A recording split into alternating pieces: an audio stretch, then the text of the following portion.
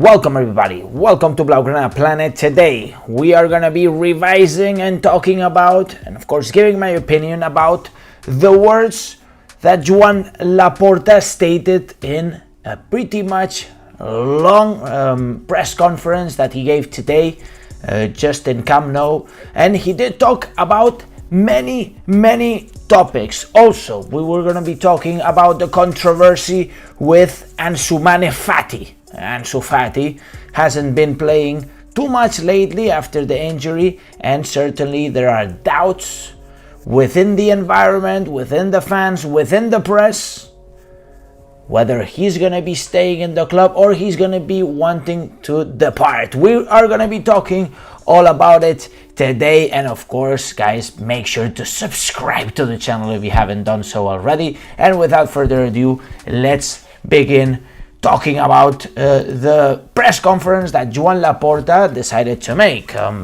It was an basically optional press conference that he decided to make, just because it's almost pretty much 2 years since this new board became elected and became in charge, and he just wanted to make a little update also in Espai Barca, for example, and especially the club's financials, guys, because in terms of the finances, Barcelona has been improving at a dramatical rate. We are improving step by step in a very good path, and that is exactly what Joan Laporta stated today. Actually, we saved the club from bankruptcy, exactly what we were going into with Bartomeu. Bartomeu was uncontrollably letting the club sink. Thank God Laporta revived the club, and together with his board of directors, we did see a refloat of the Football Club Barcelona in terms of finances, and slowly making steps forward. Of course, this is very important, and is crucial for the future of the club, and certainly there are enemies, and he also talked about the enemies, for example, Javier Tebas, the president of La Liga, who is making it harder and harder with every time new financial fair play rules. Basically, during the last year and a half, as Joan Laporta was literally trying to save the club from bankruptcy and trying to revitalize the team with new signings, with new incorporations, and of course letting go some of the deadwoods, expensive deadwoods. The big enemy that was always trying to hurt the club, Football Club Barcelona, was Javier Tebas.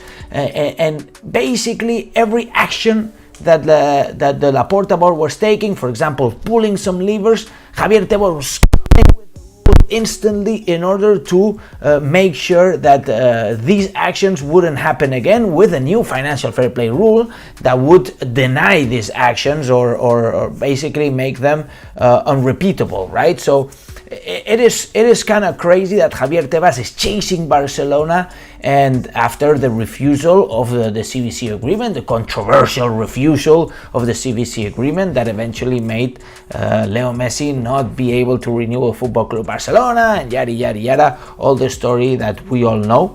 So Laporta also made sure that everybody knew that Javier Tebas is literally trying to destroy Football Club Barcelona, in other words, okay? In other words, of course, Laporta is a lawyer, and he knows what he's talking about, and he wouldn't make it too direct, but indirectly he was literally saying this. And if you watch the press conference, he was in Catalan, most of it. If you watch the press conference, guys, and maybe translate it, that you will be able to understand what I'm saying. Joan Laporta was making it clear that Javier Tebas is literally trying to make the club unsuccessful, with always applying new financial fair play rules. On the other side, he did talk about Espai Barca, very important for Football Club Barcelona, the project Espai Barca. It is true, next year we're going to be going to Montjuic. Montjuic is the public stadium of Barcelona. In fact, it was built for the 1992 Olympics, and you know, it's not as big as Camp Nou. currently has around 50,000 seats available. Football Club Barcelona is trying to make sure it's those 50,000 seats, because eventually it was a little less, and Barcelona is working to eventually have around 50,000 people, 49,000 eventually, and fixing up the space, for example, for parking, because apparently there's not enough parking over there, and they also talked about the works of Espai Barca, right? The works that are started already. And obviously during this summer, by the end of the season, we're going to be ramping up rapidly these works. At this point, guys, we already know the company that is going to be executing these works, that is going to be building the new stadium, and that company is called Limak. And it's a Turkish company, guys. Turkish company, by the way. All my condolences and all my thoughts to all the Turkish and Syrian population who suffered tremendous earthquakes. So my heart goes to them. If anybody is watching from this country, then I am deeply sorry, and I'm of course with you guys. So we know that there's going to be a Turkish company building the new stadium, and in fact, this new Turkish company did it in an affordable matter for a good price, and of course they followed the dates. They're going to be following the dates. That is very important, because Barcelona is planning to go to Montjuic for only 1 year, guys. 1 year only. Important. We don't want to go there for longer than 1 year, okay? Because that stadium, I don't like it at all. I want to go back home as soon as possible, and of course, the revenues that the new Espai Barca is going to generate are incredible. Every year that we are in Montjuic, that other stadium that we're going to be during next season, we are going to be losing money, okay? Losing money, something that is obviously not good for Football Club Barcelona right now. Joan Laporta also talked about renewals and about possible signings. We know how squeezed we are with the financial fair play, with Javier Tebas completely bullying the club and destroying La Liga bit by bit. But Joan Laporta but he said that most probably we will be making incorporations during the summer, even though we need to reduce the wage bill by 200 million, which from this 200 million you can already deduct 90 million euros from the departure of Griezmann and Piqué. Okay, therefore it's no longer 200 million but 110 million of a wage bill that we need to deduct, and that is of course a big challenge for the Laporta board. In terms of renewals, they talked about Balde. He said that it's pretty much done. Of course, the official signature still needs to come up. They talked about Busquets, a very, very hot topic right now. Well, he said that they understand that Busquets has big offers from other clubs around the world, and that they are pending literally a meeting with Busquets. But even the player and of course the club are both saying that right now it's not the moment. They'll probably wait a little longer to decide. I have the gut feeling that Busquets is gonna want to stay. Xavi wants Busquets to stay. They also talk about Dembele. Barcelona and Laporta, of course, want Dembele to continue. They think that he is at a tremendous level and he deserves the renewal. Therefore, we will be seeing Ousmane Dembele most probably get a renewal offer from Laporta. We will see if he will accept or not. On the other hand, and a very, very hot topic yesterday, in fact, I made a video about it, Leo Messi's brother making these crazy declarations about Barcelona and about Catalan people. And Matias Messi, the brother of Leo Messi, apologized, but in a very shady way, I would say. And Laporta made a comment about it. Well, he said that after Matias Messi apologized, there is nothing else to say, and this is not going to be affecting the relationship between Football Club Barcelona and Leo Messi. Okay, Matias Messi just is a nobody for Laporta, basically. And at last, important, the Super League.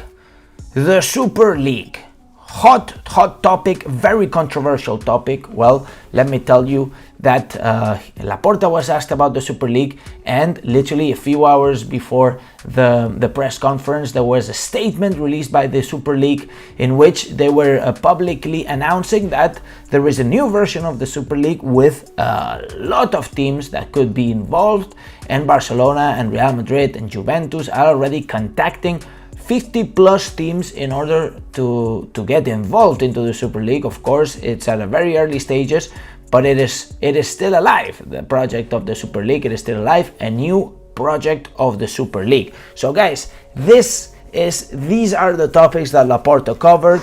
I think it was a very interesting press conference. Of course, it took more than 2 hours and a half, pretty much, with the questions and everything, and I think I did a very good job making a little brief over here. In regards of Ansu Fati, guys, I want to talk about Ansu Fati because of course there is a big controversy in regards of Ansu Fati, and I want to say one thing. We gave Ansu Fati the number 10 for a reason, and that is that we trust in Ansu Fati. Okay, there was a very interesting tweet that I saw today, guys, and I want you to guys let me know your opinion on this.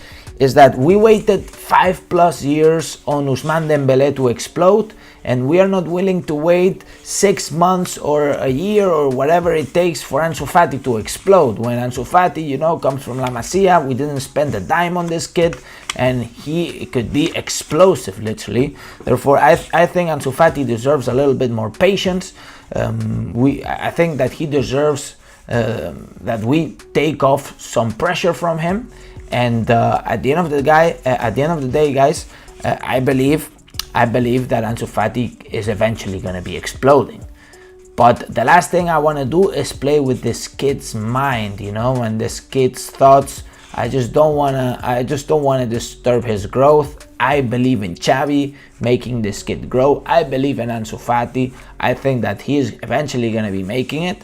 And despite the fact that the press is saying that Ansu Fati has a lot of doubts, I think that this is an exaggeration, really. I think that Ansu Fati, of course, has certain doubts, but it's not extreme doubts. I don't think he's gonna think about departing, of course, after having the number 10 given to him, etc., etc.